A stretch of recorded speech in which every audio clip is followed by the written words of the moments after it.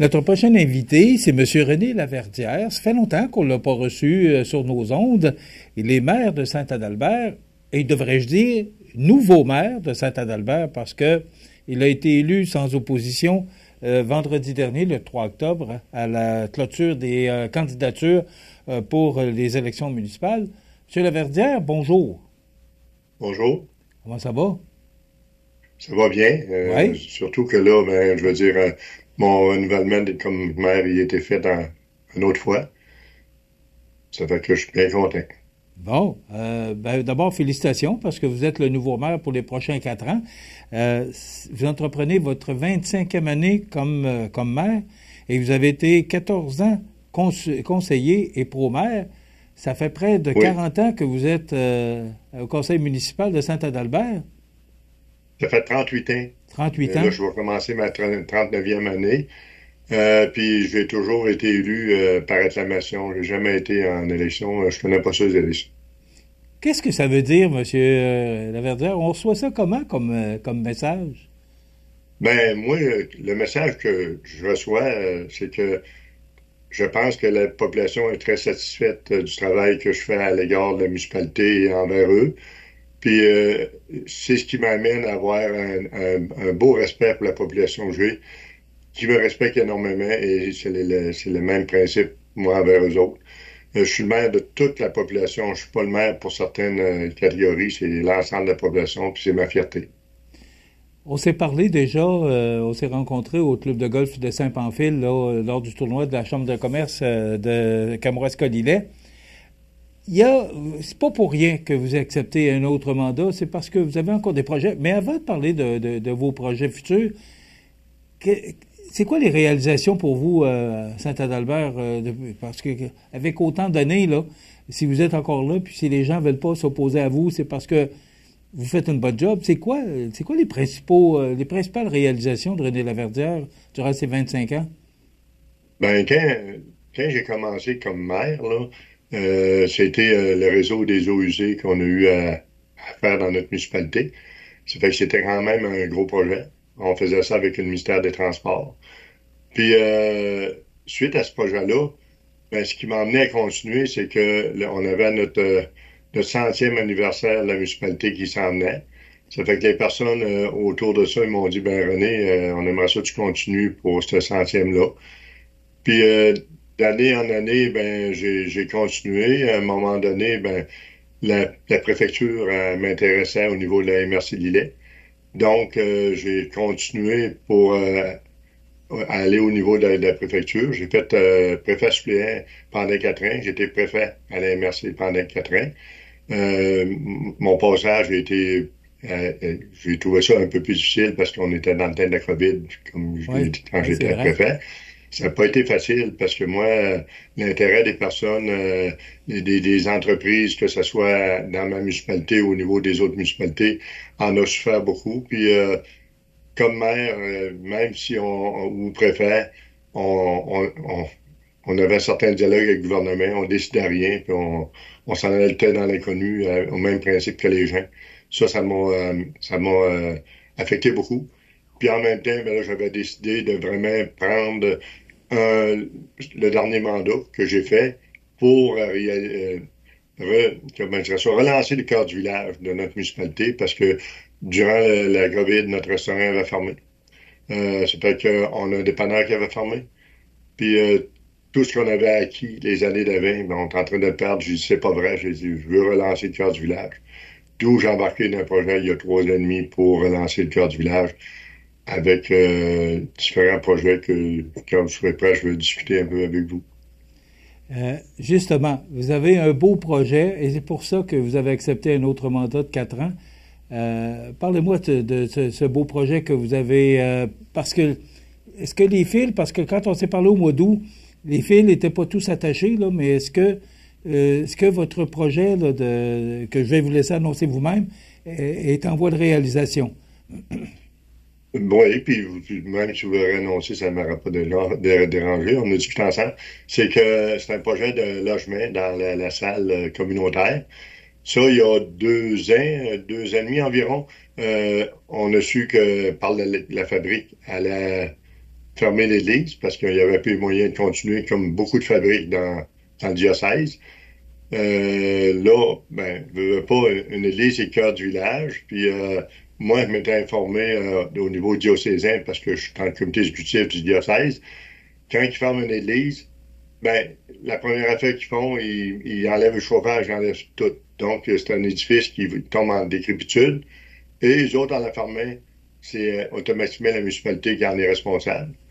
Puis vous savez, ces gros bâtiments-là, si tu n'entretiens pas ça, ça vient en décrépitude assez vite et ça a ramené des problèmes de danger pour la population. Là, c'est pour ça que j'ai lancé le projet Cœur du village. On a rencontré la population, puis la population, on a expliqué, parce qu'on a quand même 3 édifices. On a l'édifice du collège qui est un bureau municipal, le restaurant, la bibliothèque. Puis on a aussi un local d'une massothérapeute qui vient d'acquérir ce local dernièrement. On avait la salle communautaire où on faisait nos activités à l'heure actuelle, plus l'ancienne église aujourd'hui qui est centre multifonctionnel. Ce que j'ai fait, j'ai essayé de rallier tous ces projets-là ensemble pour voir si c'est quoi il était le mieux. Et de la rencontre avec les citoyens, il en est sorti un projet de logement. Donc, ça fait 2 ans et demi que je travaille dessus. Je suis rendu environ à 90% avant d'avoir les chiffres exacts pour lancer le projet. J'ai confiance énormément à ce que ça se fasse parce que je suis très avancé. Ça va bien. Je travaille avec différentes personnes au niveau de la MRC de Lillet et aussi Montmagny qui ont mis des agents de développement pour nous aider à avancer dans ce projet-là. Et c'est un peu ça. Puis ça sera un projet d'environ 10 logements. Il y aurait des 3,5 puis des 4,5. C'est des logements à prix abordable, je tiens à dire. C'est pas des logements à l'abordable. Donc, ça, c'est un peu ce que le gouvernement avait annoncé. Quand une municipalité ou une entreprise fait des logements à prix abordable, il y a un niveau un total pour le paiement qui est d'environ 738 pour un 4,5, puis 594 à peu près pour un 3,5. Ça dépasse pas ça. Puis la population, c'est ce qu'ils ont besoin, parce que faut pas se cacher, on est des municipalités dévitalisées, puis payer le logement à gros prix, on n'est pas capable. Puis en plus, ben, je l'ai fait dans le sens pour essayer de garder nos personnes âgées chez nous, qui ont bâti notre village. Puis les maisons, ben, ils vont sûrement se vendre à des jeunes familles, ce qui va maintenir une population adéquate dans notre municipalité. Il se passe quoi avec en gros, c'est ça. Il se passe quoi avec votre population, M. Laverdière? Est-ce qu'elle augmente, stagne ou diminue? Je pourrais dire que la population actuelle a plus stagné que diminué. Mais ça reste qu'en quelque part, on a quand même 40% de notre population qui ont 65 ans et plus. Fait que c'est le temps d'agir, puis en même temps, ben, donner une nouvelle valorisation à des édifices que trois gros édifices d'une petite municipalité, ça fait beaucoup à entretenir. Puis si on est capable de donner une vocation comme ça à un de nos édifices, ben c'est la plus belle affaire qui peut pas arriver. Et en même temps, on serait la première municipalité dans Chaudière-Appalaches de notre grosseur, là, de 500 habitants et moins, à acquérir des logements à prix abordable pour la population. Bravo, félicitations. C'est un projet qui tient, c'est sûr. C'est tout à votre honneur. Justement, est-ce que c'est rentable d'avoir un projet comme ça pour une si petite population? Oui, parce que le projet lui-même, pour donner un exemple, mettons, le projet, je sais pas, moi, il monte à 3 millions. On a 1,5 million qui c'est subventionné par un fonds que le gouvernement a mis au niveau des caisses populaires. Puis après ça, nous autres, notre édifice, on la loue pour un bail amphithéotique. On la laisse dans un bail amphithéotique pour 35 à 50 ans. Donc, c'est un édifice pour la municipalité qu'on a pu entretenir et parce qu'on a formé un OBNL qui fait qu'en quelque part, c'est l'OBNL qui va gérer ça. L'édifice en accédant, c'est une valeur de 600 000. Donc, ça amène le projet à pas trop être dispendieux, puis qui va permettre des logements à prix abordable à la population. C'est ça vraiment le projet là, qu'on veut aller chercher. Alors, on ne verra pas ça se traduire sur le compte de taxes? Non, parce que dans le fond, la municipalité elle-même en est pas, c'est un OBNL. Il fallait que ça soit fait par un OBNL. Nous autres, c'est les habitations Mont-Bellevue. Ça fait que ça, c'est l'OBNL qui gère ça à un peu le même, ben, pas le même principe que les HLM, mais c'est un OBNL qui gère ça. Puis l'important là-dedans, c'est qu'avec les logements qu'on fait, c'est qu'on est capable de faire nos frais et plus. Elle, la municipalité, comme nous autres, là, la municipalité, parce que ce qu'on fait, c'est que dans notre bail amphithéotique, on ne charge pas de taxes. Mais par contre, on ne charge pas de taxes, mais on ne perd pas d'argent parce que ça nous coûte bon et malin 45 à 50 000 pour tenir l'édifice à l'heure actuelle. Donc, je veux dire, pour nous autres, c'est un gain d'être capable de faire de cet édifice-là des édifices à logement et qui va rendre service à la population, principalement de Saint-Adalbert ou aux alentours, de bénéficier de ces logements-là. C'est toujours c'est pour des personnes autonomes. C'est pas pour des personnes à mobilité réduite. Il me reste 3 minutes, puis je veux vous entendre parce qu'il a été question avec Mario Leblanc de Saint-Pamphile de discussion. Je pense qu'on n'est pas rendu plus loin que ça, de possibles fusions, soit de services ou encore de municipalités avec Saint-Adalbert, Saint-Pamphile et Saint-Omer. Est-ce que dans votre prochain mandat de 4 ans, c'est encore dans les cartons? Oui. On n'a pas le choix. Là. On va falloir tantôt regarder pour jumeler certains services. Exemple, ça peut être des services de voirie. Ça peut être des services des loisirs, parce que Saint-Pamphile, ils ont quand même une infrastructure d'aréna. Ça peut être des services aussi même au niveau administratif. On peut pas, une petite municipalité comme la nôtre, puis comme bien d'autres, on peut pas on peut plus se payer des services à gros frais. Oui, il va falloir s'en aller vers là, c'est certain. Monsieur Laverdière, est-ce que ça peut en venir à une fusion complète entre les 3 municipalités? On sait jamais. La population sera consultée, on sait jamais. Mais moi, j'aime mieux commencer par vraiment jumeler certains services. Puis, mais on sait jamais. Il va falloir tantôt. Il faut pas se le cacher. Puis c'est pas moi qui l'ai inventé. Là. On est 7 maires pour une population d'environ 6 500 habitants. 7 maires puis 49 conseillers, ça fait du monde pour. Il va falloir y penser tantôt, là, c'est sûr. Puis on a de plus en plus de problèmes d'avoir des DG, des responsables pour certains secteurs comme l'inspection et tout ça. Il va falloir y penser tantôt. Il faut être logique avec ça. Là. Ce que je comprends, c'est qu'on va finir que ça va devenir une obligation, pas une nécessité. Ben oui, parce que le gouvernement en transférait beaucoup de responsabilités aux municipalités, il ne faut pas se le cacher, puis ils vont continuer à en transférer. Ben, les petites municipalités comme la nôtre, on n'aurait pas les moyens de gérer tout ça. Là. M. Laverdière, vous êtes élu, vous êtes réélu pour un autre mandat.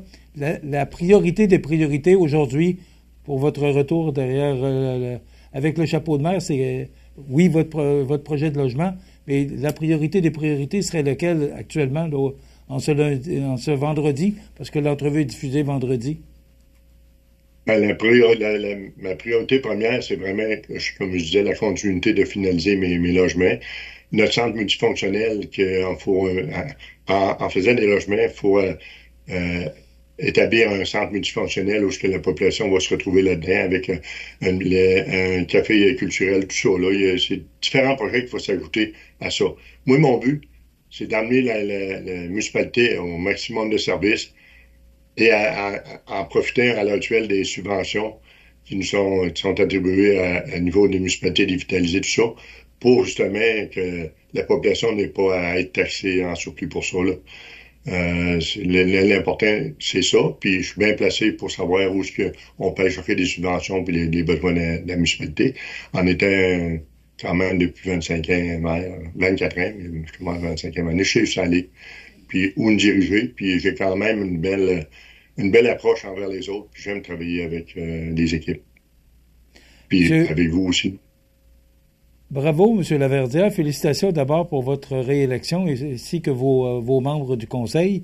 On va vous souhaiter un bon 25e. Il appelle ça des noces d'argent. Alors, on va vous souhaiter un bon 25e. Et bravo pour le travail que vous faites et toute l'énergie que vous mettez comme maire de Saint-Adalbert, je vous lève mon chapeau. Ben, être maire, là, c'est pas un titre. C'est une responsabilité. Une grosse responsabilité qui vient. Puis c'est justement, faut se mettre dans l'idée que si tu veux pas prendre les responsabilités et accepter les défis, ça vaut pas la peine d'être maire. Tenez-nous au courant des développements. Vous êtes toujours le bienvenu sur nos ondes. Oui, je vous promets que même que mes projets soient bien vraiment partis, on va se rappeler, puis on va avoir notre entrevue ensemble, c'est promis. Ça va nous faire plaisir. Vous êtes toujours le bienvenu, M. Laverdière. Merci beaucoup. Ben, merci à vous. M. René Laverdière, qui est maire de Saint-Adalbert, 25e année comme maire, 14 ans comme conseiller pro-maire. C'est digne de mention. Merci beaucoup. Voilà, ça complète.